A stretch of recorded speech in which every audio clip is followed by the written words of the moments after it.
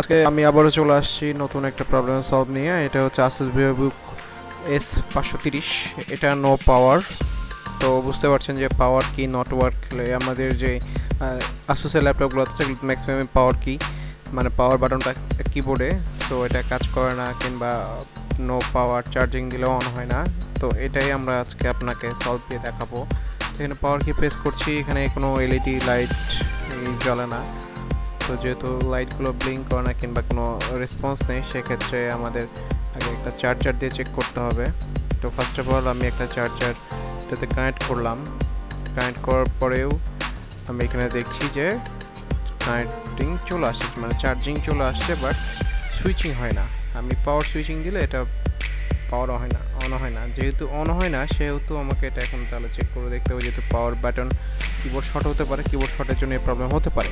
এখানে একটা জিনিস বলে রাখি যে এখন ম্যাক্সিমাম ল্যাপটপ দেখায় যে নো পাওয়ার কিংবা পাওয়ার অন হয় না। যেগুলো নো পাওয়ারে চলে যায়, কোনো রকম চার্জার দিলেও কানেক্ট হয় না। অবশ্যই আপনাকে ডাস্ট পরিষ্কার করবেন, ল্যাপটপটা খুলে পুরো মাদারবোর্ডটা খুলে আগে ময়লাগুলো পরিষ্কার করে নেবেন ব্যাটারিটা ডিসকানেক্ট করে।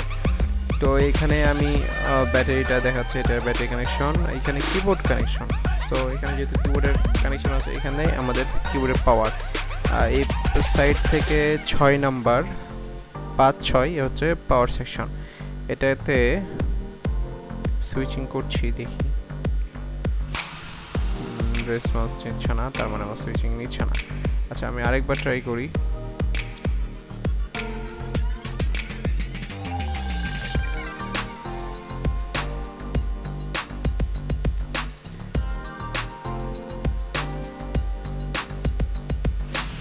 এই যে চলে আসছে। তারা আমার প্রবলেমটা বোঝা গেল যে এইখানে আমার প্রবলেম হচ্ছে কিবোর্ডের প্রবলেম, মানে আমার কিবোর্ডটা চেঞ্জ করলে হয়ে যাবে। যেহেতু আমাদের ইন্টারনাল কিবোর্ড, সেটা কিবোর্ড চেঞ্জ করতে হবে, এটা ডিসকানেক্ট করার অপশন নাই। অথবা এখানে একটা কাজ করতে পারেন, সেটা হচ্ছে এখান থেকে দুইটা কেবল টেনে আপনারা ডাইরেক্ট পাওয়ার কিতে দিয়ে দিতে পারেন।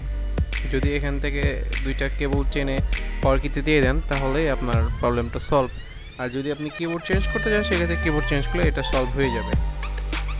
তো আমি ব্যাটারিটা ডিসকানেক্ট করে এখানে কেবলটা ডিসকানেক্ট করে নিয়ে আমি এটাকে পাওয়ার করবো। বাট আপনারা অবশ্যই আমি যেটা বলে রাখছি যে এখনকার ম্যাক্সিমাম ল্যাপটপ কিন্তু এই প্রবলেমগুলো আমরা ফেস করি, যে চলতে চলতে রাত্রে অফ করে রাখছি, সকালে উঠে দেখে নো পাওয়ার। দেখা যাচ্ছে চলতে চলতে কাজ করতে করতে আমি বাইরে গেছি, এসে দেখি আমার ল্যাপটপ আর পাওয়ার পাচ্ছে না। তো এরকম প্রবলেম ফেস করলে আপনার ফার্স্ট আগে ব্যাটারিটা ডিসকানেক্ট করে দেখবেন। আর এখানে কিছু প্রবলেম থাকে, ব্যাটারি এখানে কিছু রেজিস্ট্যান্স থাকে, কিছু আইসি থাকে যেগুলো থেকে প্রবলেম হয়। তো ওইগুলো আপনারা যারা জানেন তারা চেক করবেন, অথবা না জানলে ঘোরাঘুরির দরকার নাই। অভিজ্ঞ যে টেকনিশিয়ান কিংবা ইঞ্জিনিয়ার যারা আছে, কম্পিউটার ইঞ্জিনিয়ার, সেই বিশ্বস্ত জায়গাগুলোতে আপনারা একটু চেক করে দেখবেন কিংবা ওখানে দেখাবেন। এতে করে আপনারা বেস্ট একটা সলিউশন পাবেন এবং সার্ভিসটা বেটার পাবেন। তো এখানে যেহেতু দেখছি যে আমার পাওয়ার কি কাজ করছে না, আমার পাওয়ার কি কাজ করে না, তো আমি এটাকে একটু ঘুষে মুজে আপনি দেখতে পারেন। অনেক সময় দেখা যাচ্ছে ময়লা ডাস্টের জন্য প্রবলেম হয়, বাট এই প্রবলেমটা কিন্তু কিবোর্ডের জন্যই হয়। সো আজকে এই পর্যন্তই। ভালো লাগলে আমার ভিডিওগুলো অবশ্যই লাইক কমেন্ট শেয়ার করবেন, আমার চ্যানেলটাকে অবশ্যই সাবস্ক্রাইব করে নেবেন।